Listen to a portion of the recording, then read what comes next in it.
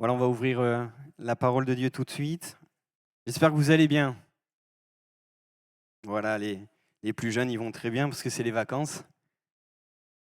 Et, euh, et voilà, et ce matin, je voudrais, en cette période, bien évidemment, de Noël, c'est difficile de ne pas parler de Jésus et de sa venue. Et ce matin, j'aimerais le faire au travers d'un texte qui nous parle justement de la venue de Jésus, mais qui nous montre aussi et qui met en évidence un paradoxe de Noël. Parce que la venue de Jésus a annoncé, et oui, a annoncé un grand changement.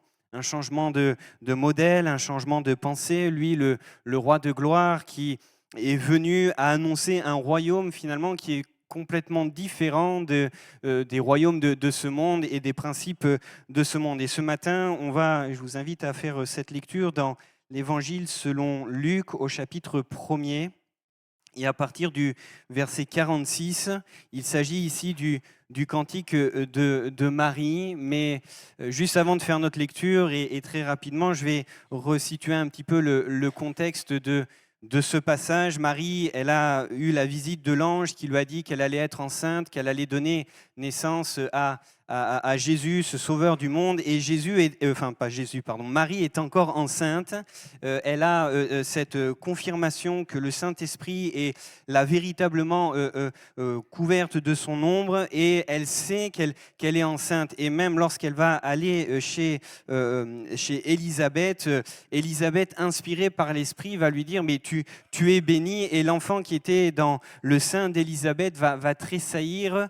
Et lorsque Marie va venir dans la maison d'Élisabeth. Et Marie, elle a toutes les preuves, elle est sûre et certaine que ce que l'ange lui avait annoncé était en train de se réaliser, qu'elle allait porter le Fils de Dieu, qu'elle allait être la mère qui allait amener Jésus au monde. Marie sait que tout est en train de se réaliser, et alors qu'elle est là, qu'elle a ses convictions, elle va, alors je ne sais pas si elle a écrit ou chanté, mais elle va laisser ce cantique. Et dans ce cantique, il nous est dit ceci, Luc chapitre 1er, verset 46. Et Marie dit « Mon âme exalte le Seigneur, et mon esprit se réjouit en Dieu mon Sauveur, parce qu'il a jeté les yeux sur la bassesse de sa servante. Car voici, désormais, toutes les générations me diront bienheureuse, parce que le Tout-Puissant a fait pour moi de grandes choses. Son nom est saint, et sa miséricorde s'étend d'âge en âge sur ceux qui le craignent. Il a déployé la force de son bras, il a dispersé ceux qui avaient dans le cœur des pensées orgueilleuses, il a renversé les puissants de leur trône, et il a élevé les humbles. Il a rassasié de bien les affamés, et il a renvoyé les riches avides. Il a secouru Israël, son serviteur, et il s'est souvenu de sa miséricorde, comme il l'avait dit à nos pères, envers Abraham et sa postérité pour toujours. Marie demeura avec Élisabeth environ 3 mois, puis elle retourna chez elle. Amen. Voilà ici le cœur de Marie, alors que, et comme je le disais, elle est confiante dans le Seigneur, qu'elle voit l'accomplissement de toutes les promesses qu'elle a reçues, les signes qui sont là. Son âme s'élève devant le Seigneur, et il y a cette louange qui éclate, et elle vient adorer son Dieu qui lui a permis d'être un instrument entre ses mains. Et ce matin, j'aimerais vous amener au travers de ce cantique sur un contraste que l'on retrouve, mais qui ne s'arrête pas seulement sur ce cantique, mais qui est là aussi dans tout le récit de la naissance de Jésus, que ce soit dans Matthieu et Luc. On retrouve ce contraste. On se rappelle que de cette jeune fille, Marie, qui a été choisie par Dieu, enceinte à ce moment, mais Marie met en poésie ce contraste, et elle va dire au verset 48, elle va parler de la bassesse de sa servante. Et le mot bassesse qu'on aurait pu traduire, et peut-être dans vos versions, c'est traduit ainsi par humble condition ou l'humilité de sa servante. Elle parle d'elle comme littéralement d'une esclave, d'une humble condition qui est très basse.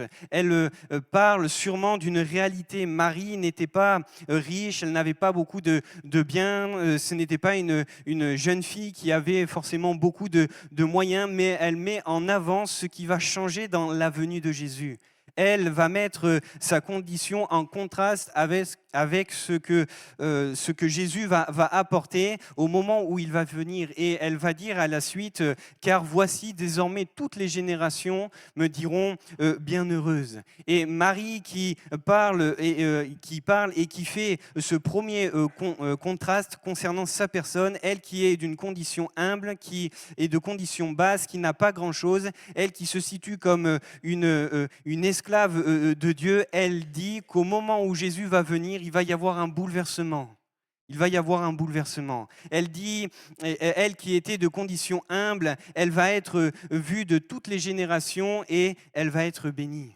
Et ce contraste, on le voit encore dans ce récit, dans ce cantique, puisqu'elle ne s'arrête pas là. Elle parle de l'action puissante de Dieu qui va opérer dans la venue de Jésus et elle va dire « il a déployé sa force ». Et comment cela va se caractériser par ce contraste, elle dit que la venue de Jésus a dispersé ceux qui avaient le cœur orgueilleux. Il a renversé les puissants, il renvoie les riches avides. Et finalement, tous ceux qui sont de conditions élevées, tous ceux qui sont pleins d'orgueil, tous ceux qui ont la gloire des hommes ici-bas, elle dit que Dieu va les renverser, elle dit que Dieu va les renvoyer avides. Et il y a ce contraste que l'on retrouve aussi parce qu'elle va dire « il élève les humbles, il rassasie les affamés, il secourt Israël qui était dans une condition misérable ». Et Marie est en train de mettre le doigt et en train de mettre en relief le sujet de tout ce cantique et de cette révélation qu'elle a par l'Esprit, c'est que Jésus est en train de faire quelque chose, je vais dire d'incroyable. Jésus est en train de faire quelque chose qui va bouleverser le monde. Il jette, il pose ses regards sur ceux qui sont de condition humble, il pose ses regards sur ceux qui sont bien bas tombés, il pose ses regards sur ceux qui sont de condition basse. Marie met en évidence quelque chose de fort dans ce cantique. Elle va dire que finalement que Dieu rejette toutes les idées de grandeur humaine, tout ce qui est frappant, tout ce qui est éclatant à nos yeux, tout ce qui semble mériter la gloire des hommes, comme si Dieu finalement rejette toutes ces idées de grandeur pour s'intéresser aux plus démunis, pour s'intéresser aux plus humbles. Et la venue de Jésus et Noël, c'est Dieu qui s'intéresse justement aux humbles. Et ce matin, c'est là aussi le cœur du message. Parce que parfois, on a remplacé Noël par toutes ces idées de grandeur humaine. Les paillettes, la beauté, etc. Tout ce qu'il y a, toutes ces choses qu'on voit. Et c'est très simple même. On voit, il y a la course aux meilleurs cadeaux, il y a la course aux meilleurs jouets, il y a la course aux meilleurs vêtements, il y a la course à la meilleure tablée, aux meilleurs repas. Et dans cette période, on est dans cette joie d'aller chercher le meilleur. Et finalement, et souvent, les fêtes sont synonymes de ces choses-là. Regardez même les couleurs qui sont utilisées. On utilise le doré, on utilise ce qui est brillant, on utilise l'argent, des choses qui amènent forcément l'éclat, la beauté, des choses qui paraissent aux yeux des hommes méritant la gloire, des choses qui brillent et qui brillent à nos yeux, qui font briller les yeux. Alors que finalement, le cœur même de Noël, le message même de Noël, c'est Dieu qui est venu et qui a revêtu l'humanité en toute humilité, loin de la gloire, loin des choses qui frappent les regards, loin du palais, loin du trône. Et même le prophète Ésaïe pourra le dire, il sera comme une faible plante. Il n'aura rien pour attirer les regards. Jésus s'est humilié. Il est venu, il s'est approché de nous. Et si l'on regarde même plus loin dans le récit qui parle de la naissance de Jésus, mais aussi dans l'évangile de Luc, on peut voir justement qu'il y a ce contraste, que cette humilité est apparente, cette mise en relief de Dieu comme s'il met tout son cœur, toute son énergie à faire grâce aux humbles, à relever ceux qui sont abaissés. Et on le voit dans tout le récit de la naissance de Jésus, Dieu a pris un plaisir à élever ceux qui étaient de conditions basses, ceux qui étaient rejetés par la société. Il suffit de regarder juste un petit peu plus loin au chapitre 2, il y a l'ange qui va parler à ces personnes au verset 10 et il va dire ceci: « Je vous annonce une bonne nouvelle qui sera pour tout le peuple le sujet d'une grande joie. » Et notez ici que l'ange va dire que cette bonne nouvelle, elle est pour tout le peuple. Elle n'est pas pour des privilégiés, elle n'est pas pour des personnes de haut rang, elle n'est pas pour des personnes particulières, mais elle est pour tout le peuple.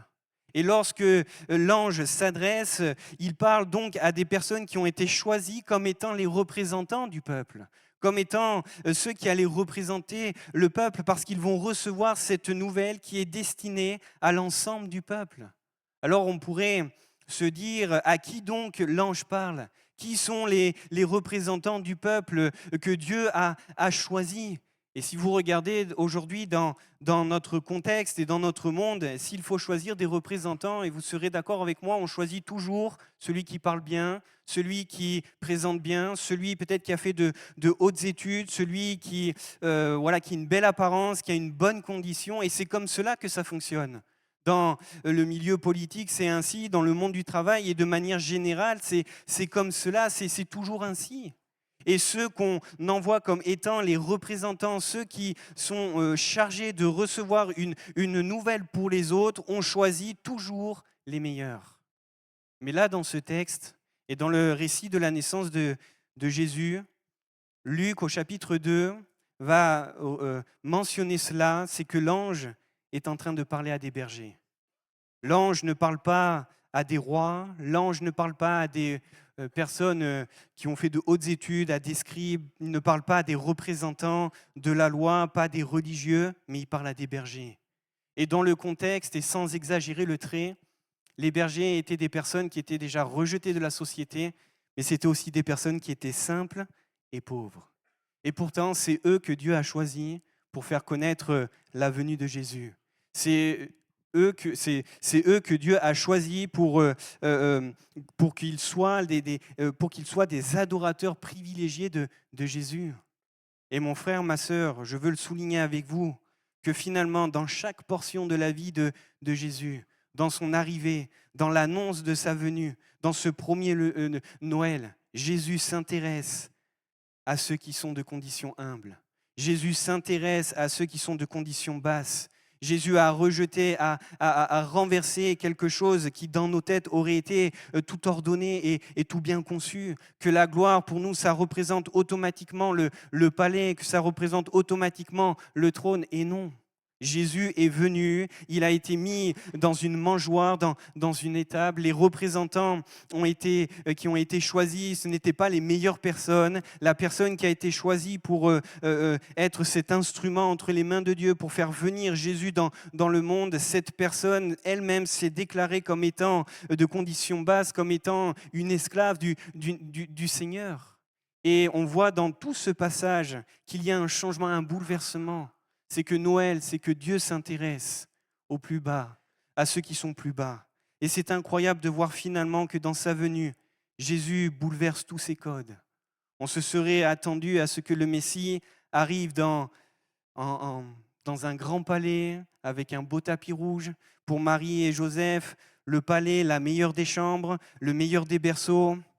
Qu'il y ait autour d'eux les meilleures personnes, les meilleures sages-femmes qui puissent exister à ce moment pour s'occuper d'eux, mais non, il a dû fuir. Il était dans une étable, il a été couché dans une mangeoire, et c'est au travers des personnes de basse condition que Jésus est venu. Dieu s'intéresse aux plus bas, à ceux qui sont les plus bas. Et à l'annonce même de la venue de Jésus, l'ange Gabriel va dire ceci à Marie dans Luc chapitre 1er, verset 32. « Il sera grand, il sera appelé fils du Très-Haut, et le Seigneur Dieu lui donnera le trône de David son père. Il régnera sur la maison de Jacob éternellement et son règne n'aura pas de fin.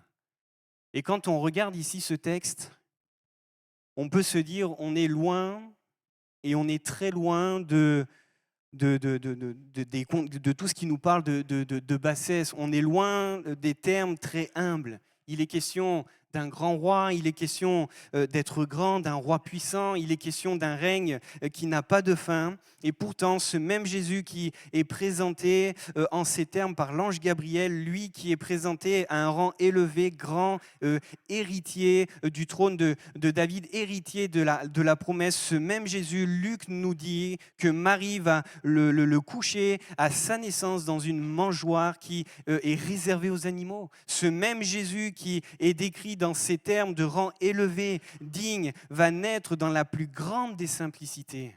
Loin du trône, loin du palais du roi, loin de toutes les paillettes, loin de tout ce qui aurait pu, à nos yeux, être le sujet de la gloire.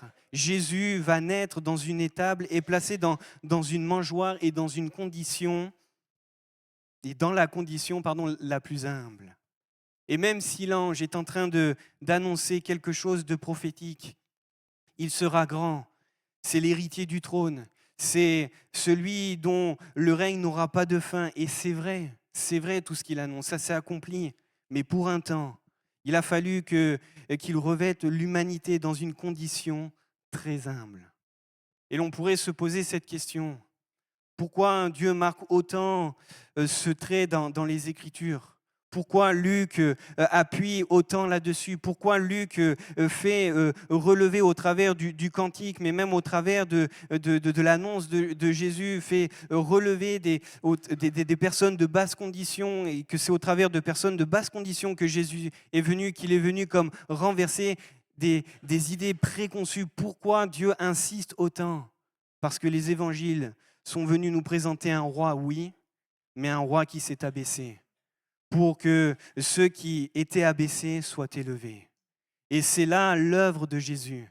Et c'est là finalement le vrai message de Noël.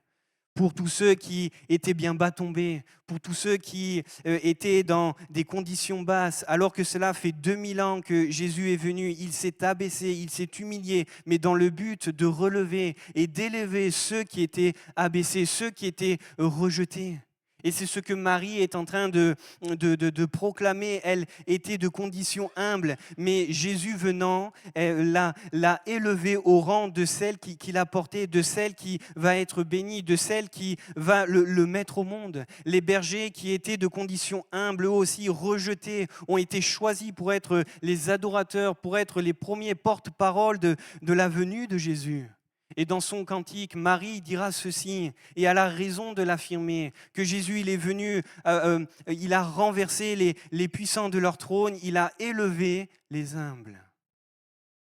Rappelez-vous aussi de ce passage de l'Épître aux Philippiens. L'apôtre Paul, et je pense que vous voyez de quel passage je vais parler, l'apôtre Paul a raison, parce que finalement, parler de Noël, c'est aussi parler de l'abaissement du Sauveur. Parler de Noël, c'est aussi parler de l'abaissement du Dieu très haut, du Dieu créateur de l'univers, de celui qui existait de toute éternité et celui qui était là à la création, qui était là présent. L'apôtre Paul va dire dans Philippiens 2, verset 6, lui qui existait en forme de Dieu, il n'a point regardé son égalité avec Dieu comme une proie à arracher, mais il s'est dépouillé lui-même.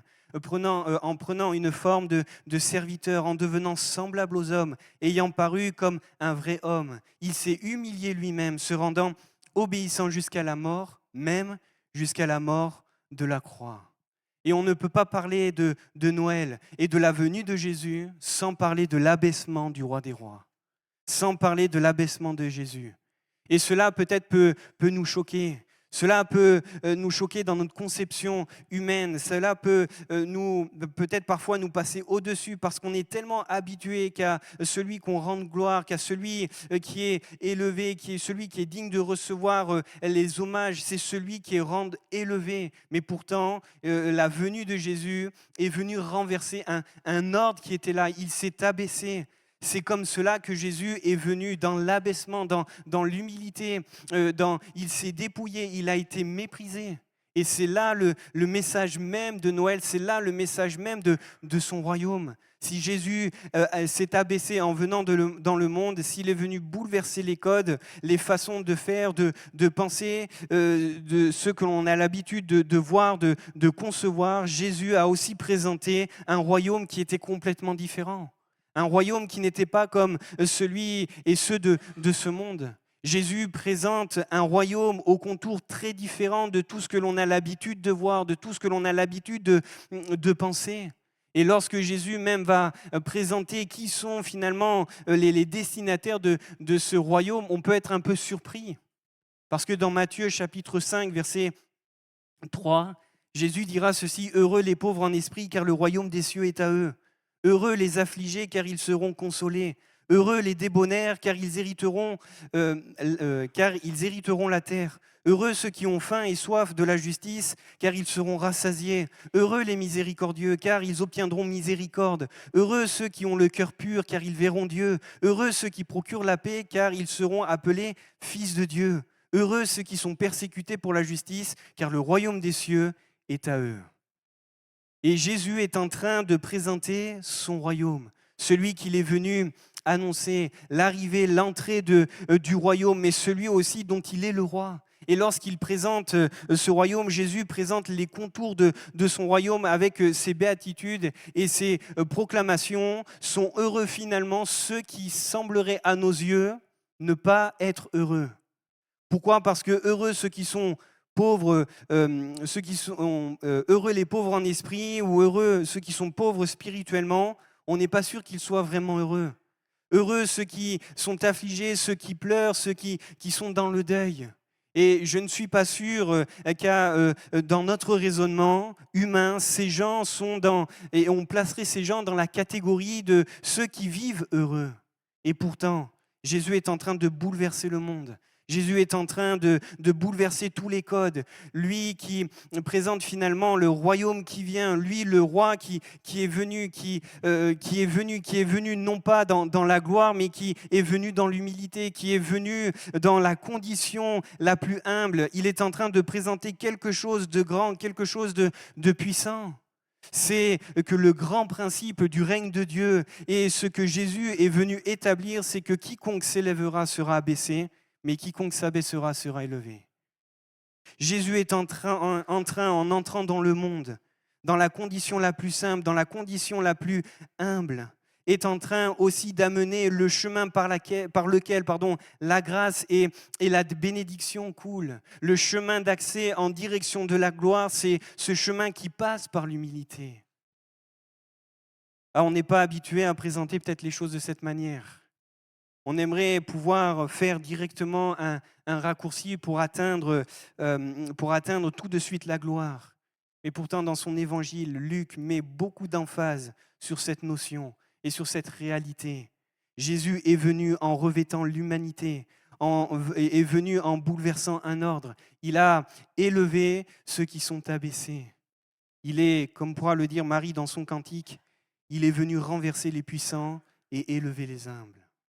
Et mon frère, ma sœur, mon ami, j'aimerais te le dire ce matin, toi aussi, tu peux expérimenter la grâce de Dieu.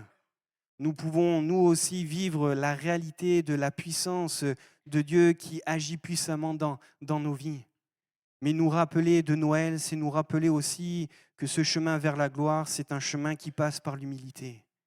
C'est un chemin où nous apprenons à nous abaisser, un chemin où nous apprenons à nous courber devant le Dieu Tout-Puissant.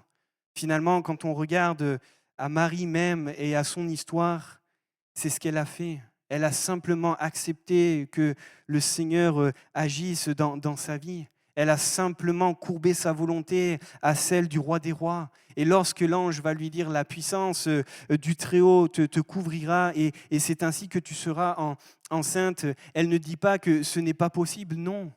Mais Marie, elle va dire « Mais comment ces choses vont se passer ?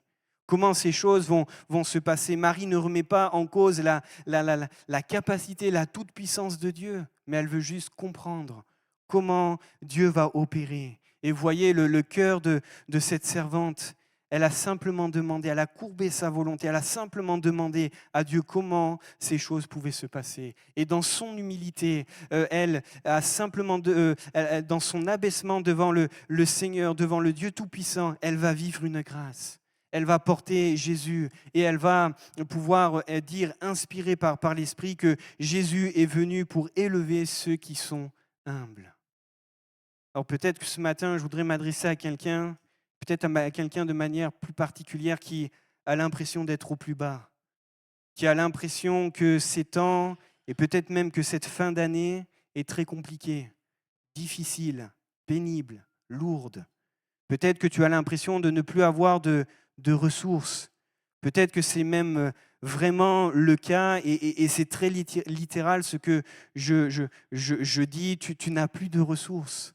Mais j'aimerais te dire que le message de Noël, c'est se rappeler de l'humilité, se rappeler que de l'humilité, Jésus est venu pour élever ceux qui étaient humbles.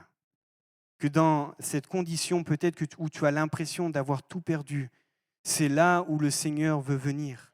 Dans la basse condition de sa servante, Jésus est venu et elle a pu dire mais il m'a élevé, il m'a élevé.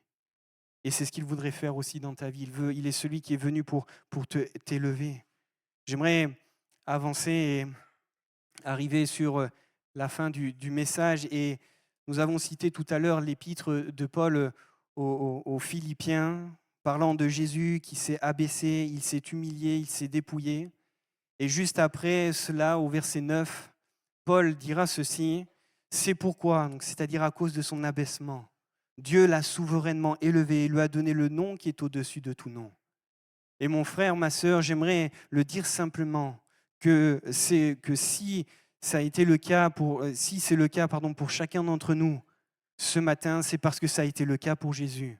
Il est venu ouvrir une route nouvelle, nous montrer que dans le chemin d'accès vers la gloire, il est venu nous présenter un royaume nouveau, quelque chose de nouveau. Jésus a accepté de s'humilier, d'être obéissant à Dieu. Il a été aussi souverainement élevé à la fin. Et avant le trône, il y a eu la croix. Avant le trône, il y a eu la croix et Jésus est allé par obéissance jusqu'à la croix, mais de la croix, il est allé au trône.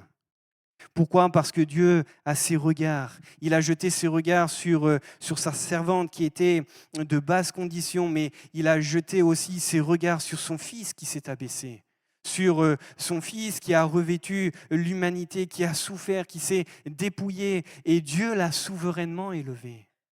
Et je crois que de la même façon, nous avons raison ce matin de nous abaisser sous la puissante main du Seigneur. Nous avons raison ce matin de reconnaître ce que nous sommes. Nous avons raison ce matin de ne pas résister par orgueil. Nous avons raison ce matin de venir et de nous incliner, de nous courber et de courber notre volonté devant la sienne, devant le Maître, parce qu'il est celui qui nous élèvera au temps convenable.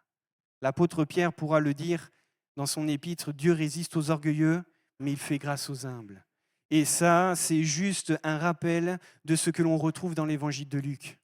Et il va rajouter, humiliez-vous donc sous la puissante main de Dieu, afin qu'il vous élève au temps convenable.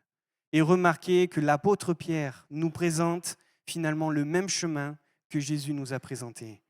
De l'humilité à la gloire, de l'abaissement à la plus haute des élévations, à celle du trône, à celle d'être assis, oui, dans les cieux, à être dans le trône, dans les cieux. Et mon frère, ma sœur, j'aimerais le dire ce matin, nous humilier sous la puissante main de Dieu, c'est se soumettre et c'est soumettre notre esprit à sa lumière, notre volonté à la sienne, nos desseins, nos projets et notre vie à sa disposition. C'est aussi reconnaître ce matin que tout le mal qui est en nous vient de nous-mêmes, vient de notre propre fond, et que tout le bien qui s'est opéré en nous et au travers de nous n'est rien d'autre que le résultat de son opération divine. Que sa grâce et que dans sa miséricorde, Jésus il est venu, il a payé le prix à la croix et que tout ce que nous pouvons vivre ici-bas, même si nous passons par la tempête, même si nous sommes secoués dans la tempête, rien n'est rien face à la croix. Et même s'il nous faut souffrir ici-bas, que le poids éternel de gloire qui nous attend dans le ciel, on ne le mérite même pas, mais c'est juste une grâce de Dieu. Et tout cela, c'est simplement quand on accepte de nous humilier devant le roi des rois, quand on accepte de nous abaisser, lui qui s'est abaissé, lui qui s'est dépouillé, lui qui s'est humilié devant nous, il a été élevé au rang le plus haut. Alors ce matin, j'aimerais simplement laisser ces paroles dans nos cœurs et nous inviter en repensant à, bien sûr, on va fêter Noël dans quelques temps, dans quelques jours maintenant, mais Noël nous rappeler que Jésus s'est abaissé pour que nous soyons élevés. Et Dieu a trouvé des simples hommes, de simples femmes, disposés à courber leur être, leur vie, leurs projets devant le Seigneur. Joseph avait sûrement d'autres projets. Il ne s'imaginait pas devoir se marier comme il a dû faire. Il ne s'imaginait pas s'attendre à ce qu'il allait vivre, de prendre Marie, d'être peut-être sous le coup des critiques, mais il a accepté. Lui, de sa simple condition, il a courbé ses projets à Jésus, à Dieu, à Jésus. Marie a courbé son être. Les bergers se sont courbés devant le Seigneur. Mais parce que Dieu a trouvé le cœur de personnes humbles, toutes ces personnes qui ont même été rejetées, mises de côté, ont été élevées, rassasiées, secourues. Ils ont reconnu que la grâce de Dieu était présentée en Jésus-Christ. Et nous voulons, nous aussi, pouvoir dire une grâce a été faite. Merci pour la grâce qui m'a été faite ce matin, parce que Jésus est celui qui est venu pour me relever.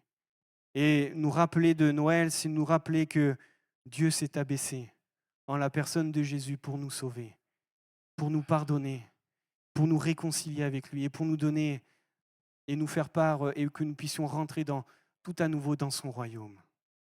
Je veux bien qu'on puisse courber nos fronts et simplement prier. Merci Seigneur pour ces moments.